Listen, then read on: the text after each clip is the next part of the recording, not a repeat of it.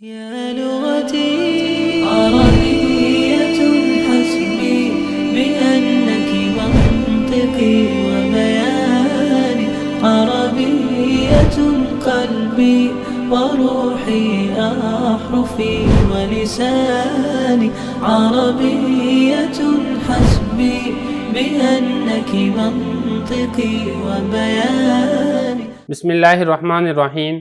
شرم یا تعمیل کے دوسرے باب حروف جر کے سبق نمبر 13 میں خوش آمدید. آج کے اس سبق سے ہم لام کے معنی کو پڑھیں گے. اس میں سے پہلا معنی ہے کہ لام خصوصیت کے لیے استعمال ہوتا ہے. دوسرا باب ہے حروف جر. سبق نمبر 13 ہے لام خصوصیت کے لیے. جیسے کہ حروف جر میں سے سب سے پہلے ہم نے با کو پڑھا، با کے مختلف معنی پڑھے. اس کے بعد اب ہم حروف جر میں سے دوسرا حرف لام کو شروع کریں گے اور ہم ایک ایک کر کے لام کے مختلف معنی ایک ایک سبق کے اندر پڑھیں گے.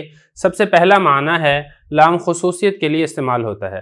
مطلب یہ ہے کہ لام کے بعد والے کا لام سے پیچھے والے کے ساتھ ایک خاص تعلق ہے، خصوصی تعلق ہے.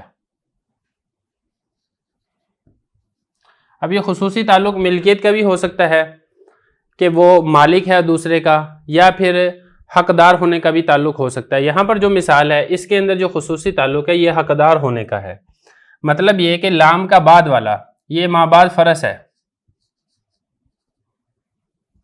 ما بعد فرس ہے، اور ما قبل یہ الجل ہے. پہلے ترجمہ دیکھیں.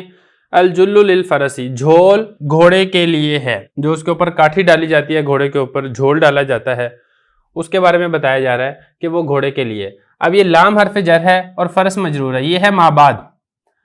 ما بعد یہ حقدار ہے ما قبل کا.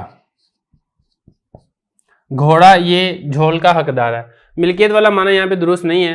ہم یہ نہیں کہہ سکتے کہ جھول کا مالک وہ گھوڑا ہے، البتہ حقدار ہونے والا یہ معنی درست ہے. تو مطلب یہی ہے کہ خصوصی تعلق ہے لام کے بعد والے مجرور کا لام سے پہلے والے لفظ کے ساتھ. اب ہم اس کی ترکیب دیکھ لیتے ہیں. ترکیب آسان ہے. واللام، یہ واو حرف عطف ہے. یہ سارا جو پیچھے آپ نے با کے اندر ساری بحث پڑھی تھی، اس سارے کو آپ معطوف علیہ بنا دیں، واو کو حرف عطف بنائیں. اس کے بعد جو آگے لام کے آپ معنی پڑھیں گے ان سب کو آپ معطوف بنا کے پھر آپ جملہ عاطفہ بنا سکتے ہیں.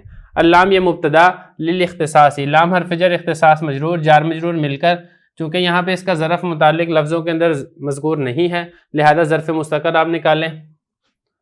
یہاں پہ آپ ثابت کر لیں، آسان ہے. یہ ثابت کے متعلق ہو جائے گا. ثابت فعل، ثابت کے آپ متعلق کر دیں اور پھر یہ ثابت اپنے فاعل اور متعلق سے مل کر جملہ فعلیہ خبریہ ہو کر پھر یہ لام مبتدا کی خبر، مبتدا اپنی خبر سے مل کر جملہ اسمیہ خبریہ.